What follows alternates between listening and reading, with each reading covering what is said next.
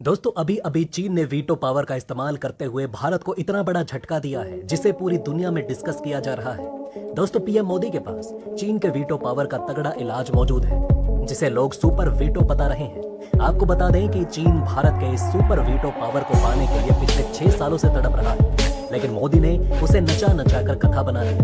भारत की अनुमति के बिना चीन कोई भी भारी भरकम मिसाइल, ड्रोन या हथियार दूसरे देश को नहीं बेच सकता। इन सभी खरीद बिक्रियों के लिए उसे पहले भारत से परमिशन लेनी पड़ती है। पिछले 6 सालों से भारत ने एमटीसीआर में चीन की हवा निकाल दी। एमटीसीआर का सदस्य बनने के लिए चीन घनी तपस्या कर रहा है, लेकिन उसे भारत इस संस्था में घुसने ही नहीं दे रहा। अब इसी प्रकार भारत को यूनाइटेड नेशन के विकल्प के तौर पर एक नए संस्थान का निर्माण करना होगा, जहां चीन की एंट्री पर पाबंदी लगानी होगी। तभी जाकर दुनिया में सुख चैन और शांति आ पाएगी।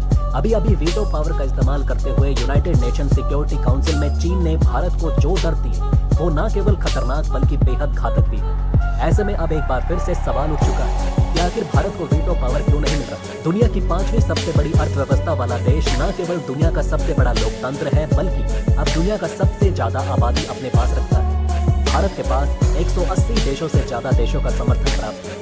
ये सभी देश चीन से नफरत और भारत से बेहद प्रेम करते हैं। दोस्तों ये बात तो सच है कि अब यूनाइटेड नेशन की गरिमा नहीं बची। अब भारत को चाहिए जल्द से जल्द यूनाइटेड नेशन को टाटा बाय करके अपने विकास पर ध्यान दें और चीन को मात दें। जब आप अपने प्रतिद्वंदियों को उसके अखाड़े में नहीं हरा सकते तो ऐसे में आपको खुद का अखाड़ा तैयार करना ही पड़ेगा। अगर हम संयुक्त राष्ट्र को अहमियत देते रहेंगे तो वहाँ पर चीन हमारा खुलकर शोषण करेगा, क्योंकि संयुक्त राष्ट्र के 5 दरवाजों में से एक दरवाजे का पहरेदार चीन बनकर बैठा हुआ है। अगर भारत को वीटो पावर चाहिए तो यूएनएससी के दरवाजों पर बैठे 5 पहरेदारों से अनुमति लेनी पड़ेगी, लेकिन चीन कभी भी भारत को आसानी से अनुमति नहीं देने वाला। ऐसे में अब भारत को अपने नए प्लान पर काम करना होगा, जहां अब या तो हमें संयुक्त राष्ट्र में त्याग पत्र देना होगा या फिर संयुक्त राष्ट्र से भी एक बड़ा संस्था बनाना होगा जहां भारत का वर्चस्व कायम रहे। यूनाइटेड नेशन सिक्योरिटी काउंसिल में जिन देशों ने भारत को सबसे ज्यादा नुकसान पहुंचाया उसमें चीन एक बड़ा नाम है। अपने वीटो पावर का इस्तेमाल करते हुए चीन ने भारत को इतने गंभीर घाव दिए जिसे भर पाना बेहद मुश्किल हो गया है। वैसे तो भारत ने संयुक्त राष्ट्र को हाल ही में बड़ी बड़ी धमकियां दे दी। विदेश मंत्री एस जयशंकर के नेतृत्व में हाल ही में भारत ने यूएन को सर पर उठाते हुए कहा था कि अगर हमें वीटो नहीं दोगे तो जल्द ही यूनाइटेड नेशन बर्बाद हो जाएगा।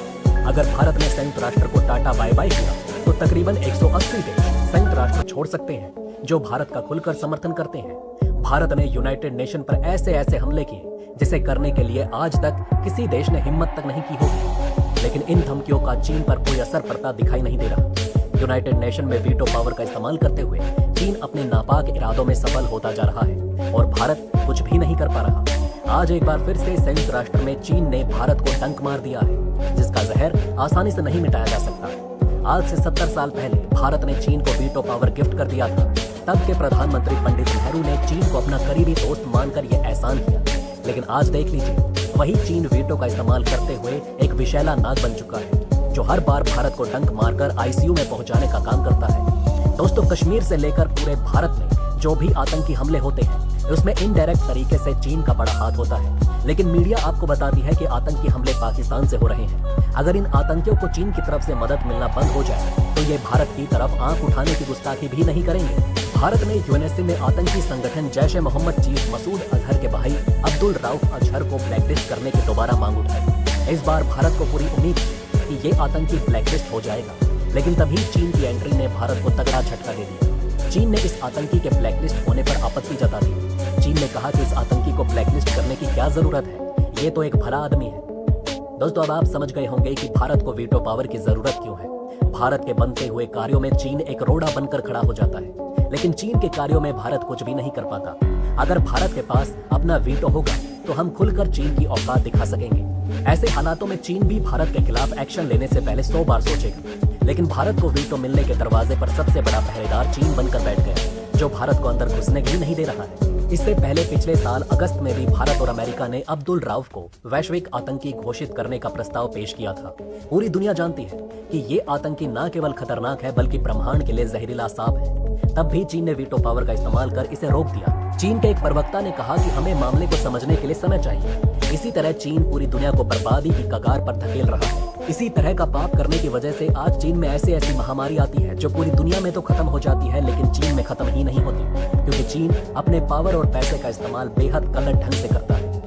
जिससे दुनिया का भयंकर नुकसान होता है। जिन आतंकियों ने हजारों मासूमों के खून पिए, उनको संरक्षण देकर आखिर चीन क्या साबित करना चाहता है? चीन को शर्म आनी चाहिए कि आज वो एक ग्लोबल पावर बन चुका है और अपनी शक्ति का दुरुपयोग दहशत फैलाने के लिए कर रहा है। दोस्तों, आपको बता दें कि आतंकियों के खिलाफ इस प्रपोजल को यूएनएससी के बाकी 14 मेंबर्स का समर्थन हासिल था, लेकिन एकमात्र चीन ने हद पार करते हुए भारत के खिलाफ आतंक को जिंदा रखा। अमेरिका 2010 में राउफ पर प्रतिबंध लगा चुका है।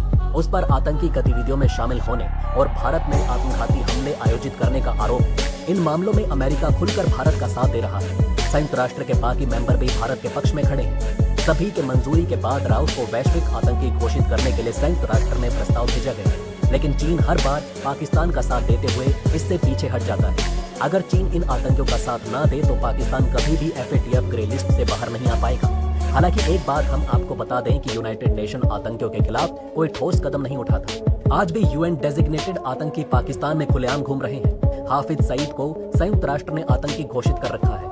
जब भी पाकिस्तान पर FATF ग्रे लिस्ट का दबाव बढ़ता है तो 4 पाकिस्तानी पुलिस आतंकी हाफिज सईद के घर चाय पीने पहुंच जाते हैं, ताकि दुनिया को पता चले कि हाफिज सईद के खिलाफ पाकिस्तानी पुलिस कार्यवाही कर रही है। लेकिन ग्राउंड लेवल पर होता कुछ भी नहीं। इस साल जनवरी में लश्कर-ए-तैयबा के राजनीतिक विंग के हेड और हाफिज सईद के बहनोई मक्की को वैश्विक आतंकी घोषित कर दिया गया।